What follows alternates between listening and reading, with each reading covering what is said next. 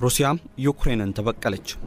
ያለፈው ሳምንት ላይ ከፍተኛና ያልተጠበቀ የድሮን ጥቃት ከወደ ዩክሬን የተሰነዘረባት ሩሲያም ለዛ ጥቃት ምላሽ ይሆን ዘንድ በትላንትናው ዕለት የሚሳኤልና የድሮን ጥቃትን በዩክሬን ላይ ፈጽማለች። ያሁኑ የሩሲያ ጥቃት የተሰማው የሩሲያው ፕሬዝዳንት ቭላዲሚር ፑቲን ለአሜሪካው ፕሬዝዳንት ዶናልድ ትራምፕ በመደወል ለዩክሬን የድሮን ጥቃት ምላሽ እንሰጣለን ሲሉ ቃል ከገቡ በኋላ ነው። በተለያዩ የዩክሬን ግዛቶች የማስጠንቀቂያ ደውሎች የተሰሙ ሲሆን ሩሲያ ቱ-95 የተሰኘውን ቦምብ ጣይ አውሮፕላን በመጠቀም በርካታ ክሩዝ ሚሳኤሎችን ወደ ዩክሬን ዋና ዋና ከተሞች አስወንጭፋለች ነው የተባለው። በዋና ከተማዋ ኪየቭ ላይ በተደረገም የድሮን ጥቃት ደግሞ በርካታ ህንጻዎች የወደሙ ሲሆን የተለያዩ መሰረተ ልማቶች መፍረሳቸውና በበርካታ ሰዎች ላይም ጉዳት መድረሱ ተነግሯል። የኪየቭ ከተማ ከንቲባ ቪታሊ ክሊሽኮ እንደተናገረው በሩሲያ ጥቃት የተነሳም 4 ሰዎች ሲገደሉ 20 ሰዎች ጉዳት ደርሶባቸዋል። ከነዚህ መካከልም 16